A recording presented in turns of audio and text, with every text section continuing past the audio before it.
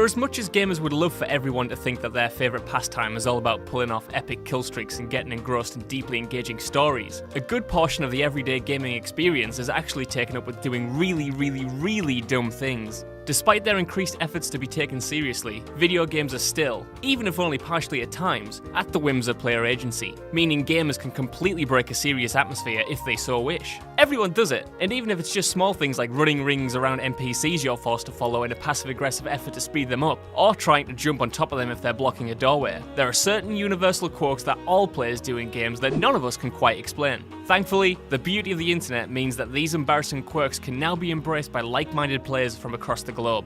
A skillfully told story or a perfectly paced set piece is all well and good, but what you're supposed to do will never beat the dumb enjoyable things players get up to when they're let loose to do whatever they want. I'm Josh from WhatCulture.com, and these are 12 enjoyably dumb things gamers do that we can't explain. Number 12. Punching the corpses of your falling enemies. At some point during their gaming career, each and every player will have come across an enemy that they just can't seem to beat. While it might start out harmless enough, after having to constantly restart because you've been annihilated 20 times in a row and had to sit through the same annoying cutscenes, things eventually start to get a bit personal. Of course, you'll eventually win, providing your controller stays in one piece anyway, but even the glorious glow of victory that comes with gaining the upper hand on these frustrating fellows never quite feels like justice for all the effort that you put into besting them. Obviously then, you've got to show them who's boss, even after they're dead, either by giving their rotting corpse a good slap around or firing a whole clip into their lifeless face as you manically take in the satisfaction of getting your own back. It might seem a bit like overkill in hindsight, but come on, they totally deserved it. 11. Needing to see if your character can swim. Even though you've been able to swim in most games for decades now, a lot of players, older ones especially, will still be a bit cautious when they come across even the smallest bodies of water. That trepidation isn't undeserved though, because many developers treat water the same way they do a steaming pile of lava, an instant killing and highly dangerous environmental deathbringer that you have to somehow find a way around. Of course, even if you have these worries that it might kill you, you've still got to check yourself by flinging yourself into it with reckless abandon, just to see whether your suspicions were correct or not. Number 10. Becoming the new cameraman. It doesn't matter how meticulous game developers craft their cinematics. If you give players the chance to mess around with the camera directly, they're going to throw all that great cinematography out the window to check out the terrible textures lurking in the background. Whether it's the zoom functionality in Metal Gear or the ability to move the camera around during dialogue scenes in Skyrim, players will mess with the camera during even the most dramatic of scenes. It kinda ruins the atmosphere, but what do you expect players to do? Actually sit there and not interfere if they're given the chance? Who do you think we are? Number 9. Switching weapons while running. Okay, hands up. Who's been killed in a first-person shooter because they've had their sidearm equipped for no reason? Sprinting between combat engagements in an intense shooter like COD, or even large-scale firefights in Battlefield will probably only keep you at the action for a couple of seconds. But to your twitchy fingers, that can feel like an agonizing eternity. So, for no real reason at all, you'll probably find yourself running around these games switching between your primary and secondary weapons. Why? No one really knows, because doing so only ends up with you coming face to face with another player holding a rocket launcher while you scramble to put away your tiny M9 pistol. Number 8. Showing victory by teabagging corpses. Even if you're a little embarrassed to admit that you've done it in the past, every single gamer has succumbed to the temptation to administer a vicious dose of teabagging, especially to a particularly annoying rival player. It's not your fault, and it's a bit 2008, but there's simply no bigger or bolder taunt than crouching over the remains of your defeated enemies. Although it can happen in offline modes, the art of bagging, patent pending, was truly perfected in the online space. Because there's nothing more insulting than being dominated by an enemy player and having to watch them thrust into you in the moments just before a respawn. Number 7. Jumping constantly on your way to the next goal. Even though jumping isn't usually any faster than your regular walking speed, it sure beats running to every objective in a game like a schmuck. No matter how slow you're going, jumping to your next destination instead of just walking surprisingly breaks up the monotony.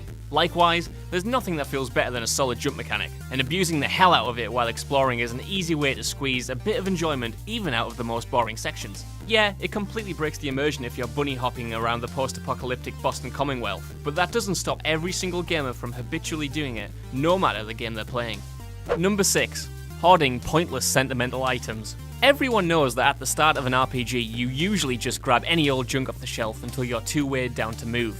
However, in between all this accumulated rubbish, there's probably a few items you come to find comfort in. Your first gun, first piece of armor, or even a rusty locker that you found in a toilet can become familiar staples of your inventory over those introductory hours. Consequently, when it comes to actually needing to get rid of items so you can, move again, you'll probably find yourself holding on to these pointless treasures. The first gun you found hasn't been useful since you were level 2, yet you feel compelled to lug it around with you for sentimental reasons. And if it's a game where you can have a permanent storage space, you'll probably end up dedicating whole rooms to this junk, never bothering to use any of it, but taking comfort in seeing it as you sift through 3 crates full to the brim with rubbish, looking for the one item you actually do need. Number 5. Killing every animal you see, unless it's a dog. Animals in games are majestic creatures, painstakingly created to do nothing but make a world feel lived in. Video game animals make for the perfect background scenery that you can kill anywhere. The impulsive need to exterminate all animals in a title is universal, and honestly, the desire to hunt and kill even the most innocent of creatures is just kind of a natural gaming reaction at this point. Hell, do you know anyone who didn't immediately murder the first chicken they came across at the beginning of Skyrim? Fable even gave you an achievement for booting 100 of them up the backside. It's survival of the fittest. Even though you always feel a bit of regret afterwards, running over, slicing or shooting down video game animals is something players just can't resist doing. Unless there's a dog involved, of course. No one ever hurts the dog. Number 4. Reloading even if you've only fired off one shot. Although action heroes and movies can shoot for hours and hours without ever having to stop to reload, gamers can't go 2 seconds without making sure their bullet count is maxed out. In first-person shooters especially, you might only fire off 1 round, but you know for a fact you're going to reload straight after it. And 9 times out of 10 an enemy will come around the corner right at that moment just to blow you away. See, us gamers are so scared that we'll be lacking in bullets when we do face off against an enemy that we obsess over having a full clip at all times. Sure, you might still have 30 bullets left in a magazine that holds 31, but you'll never be able to shake the feeling that the final missing round could mean the difference between life and death. Number 3. Letting yourself get killed so you can restart a stealth section.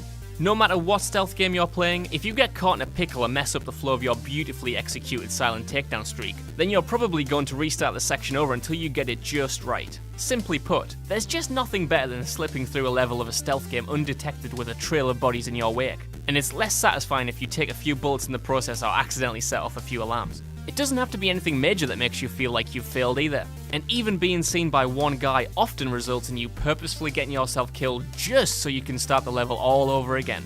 Number 2. Stealing absolutely everything in sight. What is it about loot that turns all gamers into giant kleptomaniacs? No matter the genre or the style of game, if a title gives you the opportunity to steal things, consequence-free or not, it's guaranteed that you'll end up landing in your pockets with literally every single item you can get your hands on.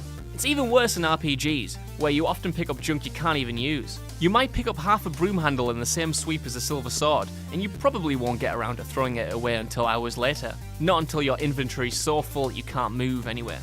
Number 1. Climbing to the highest point of the map just to throw yourself off. In any open world game, or actually any game that gives you even a sliver of freedom, you can guarantee that every player's eyes will be longingly focused on the highest point they can see.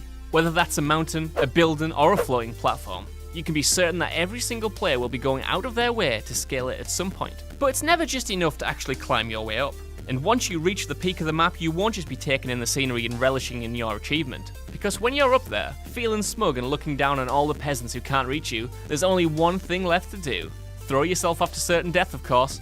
So that's our list. I've been Josh from WhatCulture.com. If there's any more brilliantly dumb little gaming quirks you've developed that I've missed here, make sure to let me know in the comments. And don't forget to like, share, subscribe, and check out the website for even more lists like this.